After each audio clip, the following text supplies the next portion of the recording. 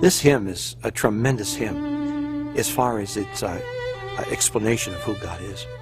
Obviously, the message is there. A true friend. All our needs and sorrows bear. Bring it to the Lord in prayer. He cares.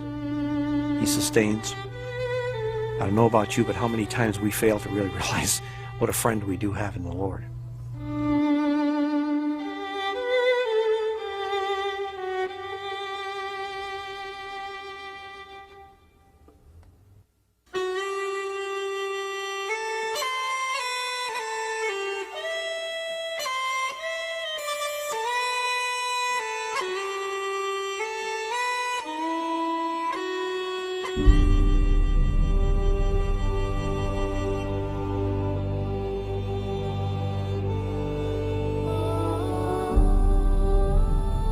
In the spring of 1844, the hills of Ireland were green.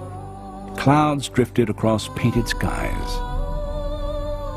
And for a young Irishman, the future was filled with hope and promise. Joseph Scriven had completed his university education and returned to his home outside of Dublin. He was engaged to his childhood love and soon planned to take her hand in marriage.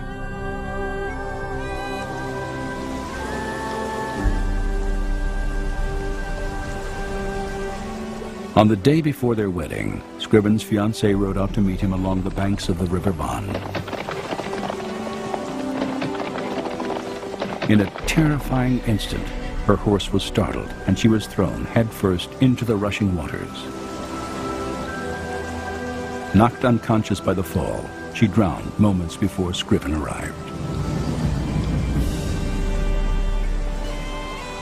And they were taking the body out of the water, and he was close enough to look, and he looked into the face of the girl that he was supposed to marry the next day. As he said later, he said, the bottom of my world seemed to just disappear. And he said, no, wherever I looked after that in Ireland, I always was reminded of the wonderful day I had looked forward to that never had occurred. Emotionally shattered by the death of his love, Joseph Scriven turned to God for consolation and guidance. He decided to leave Ireland, and in 1845 he arrived in Ontario, Canada, where he would spend the rest of his life.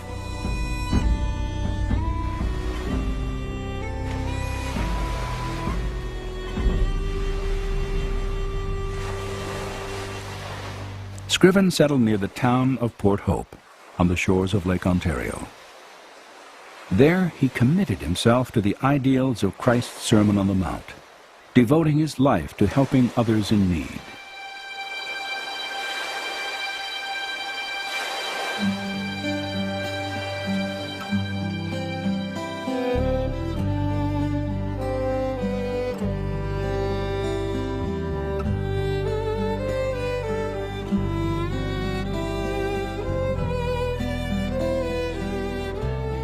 Each day he walked these roads assisting widows, the sick and the poor.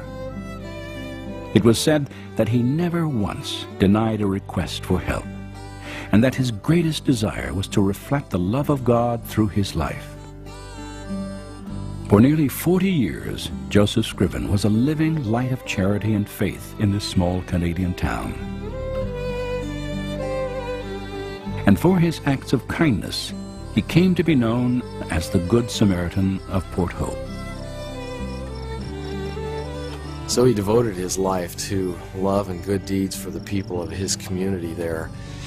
And they saw him walking down the street carrying a sawhorse and a saw, and someone in the community said, well, there's Joseph Scriven.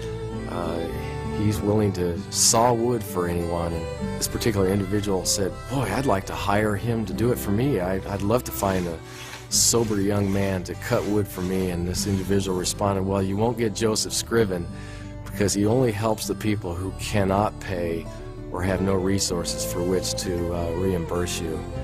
So he really did want to help people out of the goodness of his heart because of God's grace.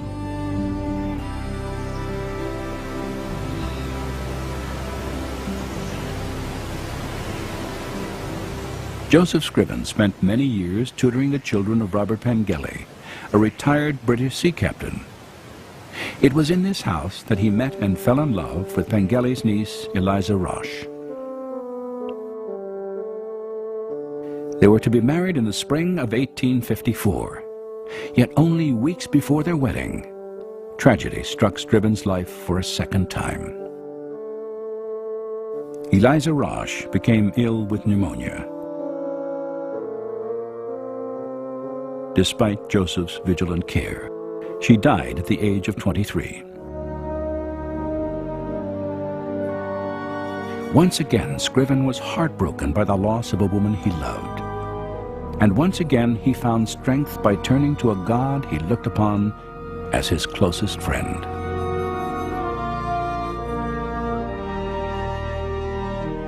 The following year, he wrote a poem to his mother in Ireland. His words described this extraordinary friendship that had given him purpose and hope in the face of devastating pain.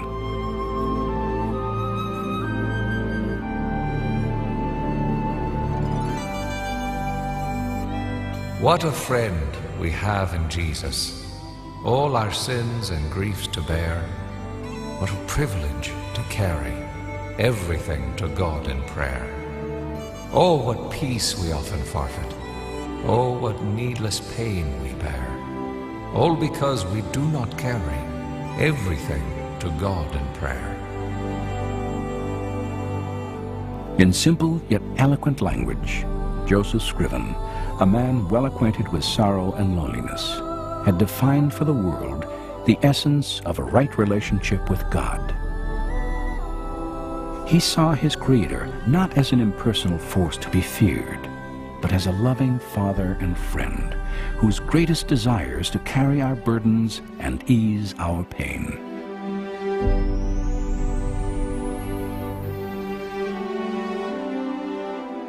For the rest of his life, Scriven would continue to demonstrate his faith throughout Port Hope. And today, more than a century after his death, his profound insights into the true character of God still resound through the legacy of a timeless hymn.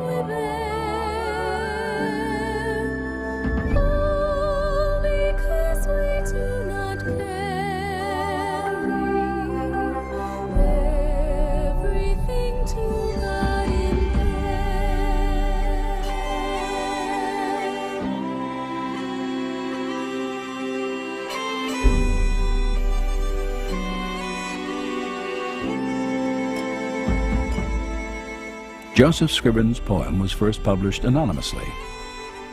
Nearly a decade passed before Scriven revealed to a neighbor and to the rest of the world that he and the Lord had written it together.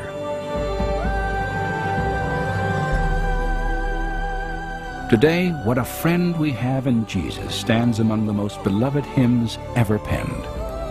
And outside of Port Hope, a monument commemorates the life and work of a humble yet remarkable man who trusted God with the deepest burdens of his life and walked with him as his friend.